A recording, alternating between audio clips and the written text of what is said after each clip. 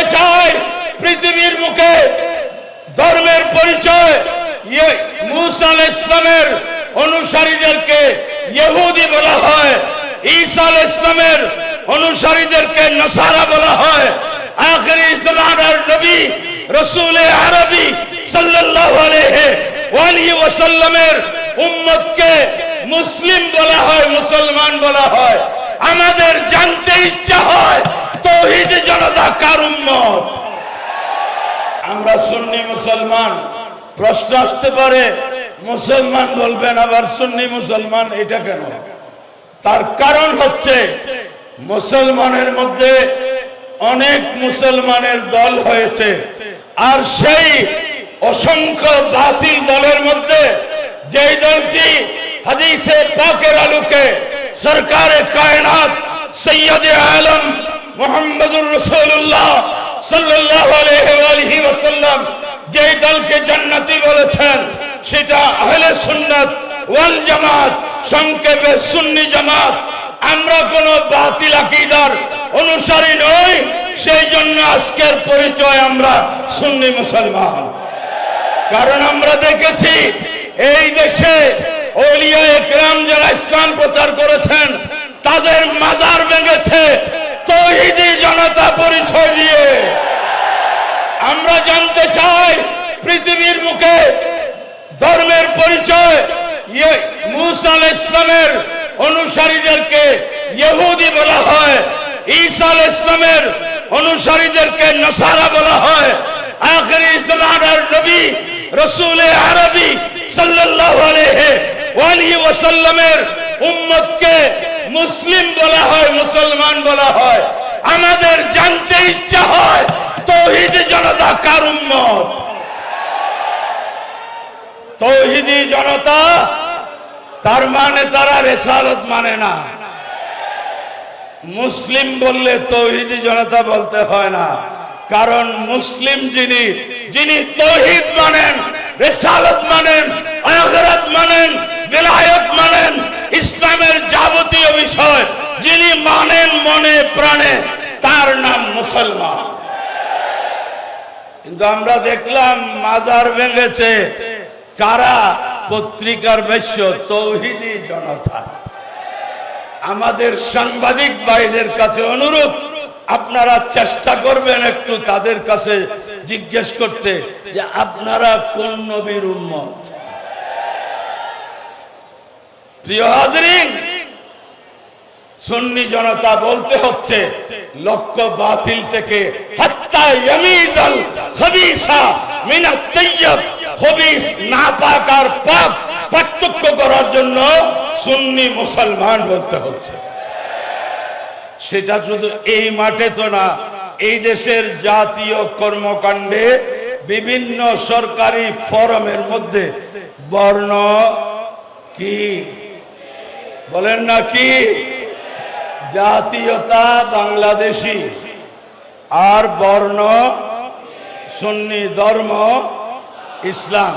তাহলে ধর্ম ইসলাম এতটুকুতে যথেষ্ট হলে তো বর্ণের প্রয়োজন কি ছিল? সেটা তো অনেক আগে থেকে হয়েছে। এখন পার্থক্য হলো কেউ সুন্নি লেখে মিথ্যা আর আমরা সুন্নি লেখি সত্য। প্রিয় হাজরিন, বিষয় যেটা যে এই জামিয়া আহমদিয়া সুন্নিয়া আলিয়ার বাণী মাবানী হযরত আল্লামা হাফেজ সৈয়দ আহমদ শাহ শ্রীকোটি আল কাদেরী রহমাতুল্লাহ আলাইহি এটা বুনিয়াদ রেখে প্রতিষ্ঠা করে গিয়েছেন।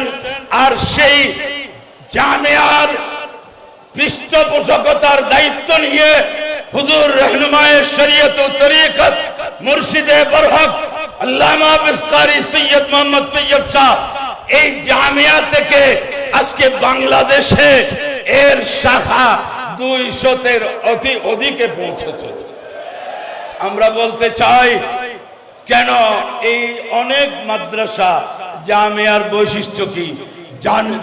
মনে রাখবেন, আমার প্যারা নবী বলছেন আল ইলমু হায়াতুল ইসলাম, ইলমে দ্বীন হচ্ছে ইসলামের জীবন। সেই ইসলামের জীবন রক্ষার জন্য এই বুনিয়াদ, এই জামিয়া বাস্তবিক পক্ষে বাংলাদেশের উত্তর দক্ষিণ পূর্ব পশ্চিমে জামিয়ার অগণিত প্রোডাক্ট, অগণিত উলামা মাশায়েখ চারিদিকে দ্বীনে হক আহলে সুন্নাত ওয়াল জামাতের আকীদা আদর্শের আলো ছড়াচ্ছে। আমি কসবাতে গত 2 বছর আগে একবার গেলাম, মাগরিবের আগে পৌঁছেছি। যত আজানের ধ্বনি হচ্ছে শুনতে পাচ্ছি আসসালাতু ওয়াসসালামু আলাইকা সাইয়্যিদি ইয়া রাসূলুল্লাহ ধ্বনি হচ্ছে। আমি জানতে চাইলাম যে কসবাতে বাতিল আকীদার যথেষ্ট মানুষ, এখানে এত সালাত ও সালামের ধ্বনি কিভাবে প্রতিধ্বনিত হচ্ছে? উত্তর পেলাম, এই জায়গায় যত মসজিদ সুন্নিদের আছে অধিকাংশ মসজিদের খতিব ও পেশ ইমাম জামিয়ারই ছাত্র। সম্মানিত হাজিরিন, আজকে বাংলাদেশে আমি আজকে বলবো সমস্ত দরবার, সমস্ত আস্তানা, সমস্ত বরহক সুন্নি আকীদায় বিশ্বাসী সিলসিলায় যারা আছেন তাদের দায়িত্ব হচ্ছে ইলমে দ্বীনের এই প্রতিষ্ঠানগুলোকে শক্তিশালী করা। এই প্রতিষ্ঠান শক্তিশালী হলে বাংলাদেশে লাখো বাতিল দাঁড়াতে পারবে না, একজন সুন্নি আলেম যথেষ্ট হবে ইনশাআল্লাহ।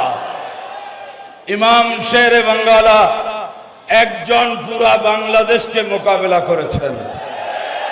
এত বিশাল প্রতিষ্ঠান তৈরি করতে হয়, কোথা থেকে একজন শেরে বাঙ্গালা তৈরি হয়?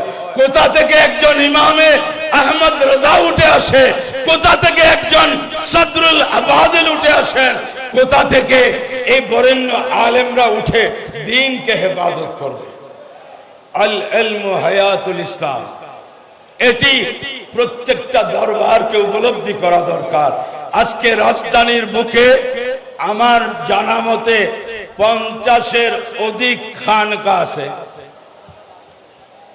প্রত্যেকটা খানকার অধীনে একটা যদি মাদ্রাসা রাজধানীর বুকে সুন্নি মাদ্রাসা গড়ে উঠত, তো আজকে রাজধানীর অবস্থা ভিন্ন রকম হতো।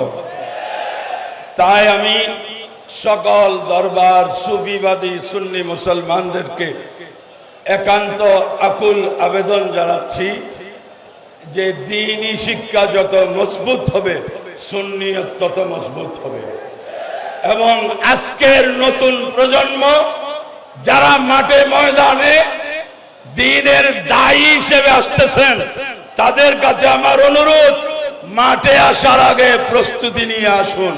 আর সেই প্রস্তুতি হচ্ছে জ্ঞানের প্রস্তুতি। আল্লাহ সে তৌফিক আমাদেরকে দান করুন। আমিন। ওয়া আখিরু দাওয়ানা আনিল হামদুলিল্লাহি রাব্বিল আলামিন। আসসালামু আলাইকুম ওয়া রাহমাতুল্লাহ।